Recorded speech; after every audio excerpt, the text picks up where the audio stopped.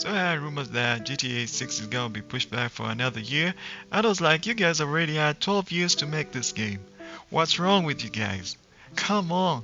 Sometimes I feel like gamers are 12 years a slave picking cotton from the plantation that we know as GTA Online. I call GTA Online the plantation because it's simply out there to just make money off its people. It's not there for the people, it's there to make money for Rockstar, and that doesn't sit well with me. With the success of games like GTA Online and Fortnite, it is obvious to see why every developer and his mother are trying to actually create a game that is gonna be an online service, and this is to the detriment of gamers, as online games have become nothing more than online casinos where everybody is trying to gamble to get the best skins, the best weapons, the best everything. So this is why I'm averse to anything online right now. A term for gamers who don't play online is boomer gamers. They only like the campaign modes, and I think I can understand why they do this, because you see, people who play online all the time, it's like you're always grinding for something and you're always paying for something. If none of those two is possible, then you're always being pushed to buy something. You see, it never stops at all. However, when you play offline,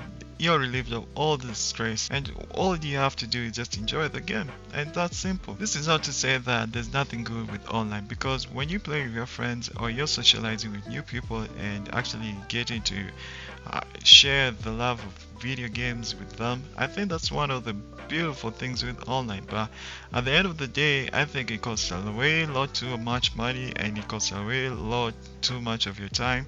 And to some extent, I do understand everything in moderation is good, and I think that should be employed. I think normalizing 12-year development cycles is just crazy, because I think by the time you have built an audience for a franchise and you take 12 years to actually build something and then release that audience is already gone, that audience has more responsibility, that audience has moved on, and I don't think that's the right way to actually having a thriving business, because you need to actually, after every 4 years, I think it makes total sense to actually have a good or a new IP out there. But over 12 years, that is just too long. I totally understand with the Rockstar, they have the GTA Online, so they've been keeping things fresh in there. But I think it's still the same graphics, it's still the same Los Santos, you know. So there's so much you can do with that content for 12 years, man. For 12 years, I mean, you're gonna have to start recycling some stuff. People are gonna be bored at one point or another and move on. And I think that Rockstar has milked this cow dry, so now they are okay. We need something new. Another issue I have with Rockstar is how they've handled the GTA IP. It's always the same cities: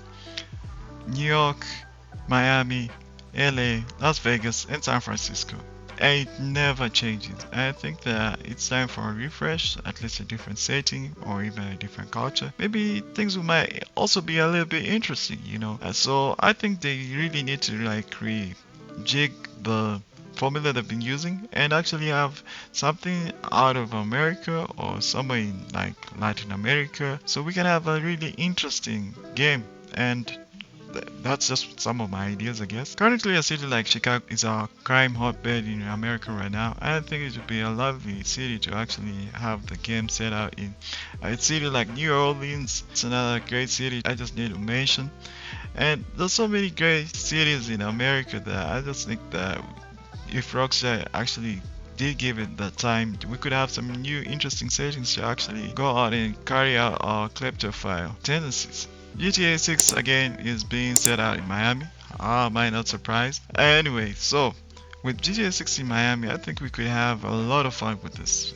The name that comes to my mind is Tony Montana, and he would tie in perfectly to the story. So Tony Montana is in Mexico and he's trying to establish his own smuggling route so that he can actually sell product. So he's told he has to meet El Chapo. He goes through the border illegally, of course, and goes through Texas and makes his way to all the way to Colorado, Florence, where he goes to the Florence maximum prison there and talks to El Chapo, and El Chapo gives him his blessing. After all this, Tony Montana sets his base in Miami, where he knocks out rival gangs and becomes the man who establishes the Cuban cartel, if you can put it that way. Having established his smuggling routes and actually having people in the Cuban army to help him smuggle military weapons, he goes out decimating all that stand against him. This of course catches the attention of Uncle Sam, who's not too happy with our protagonist's activities and set about a way to ensnare and entrap him.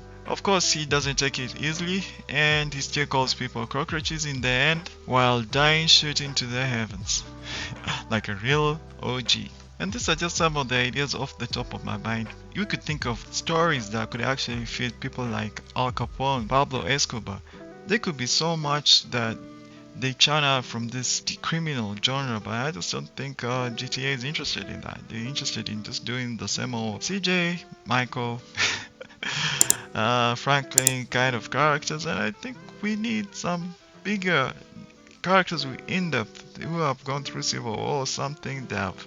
Like, they're really about that life. If you've reached this far, thank you for watching and expect more great content. Also, don't forget to like, share, and subscribe, and I'll see you on the next one. Peace.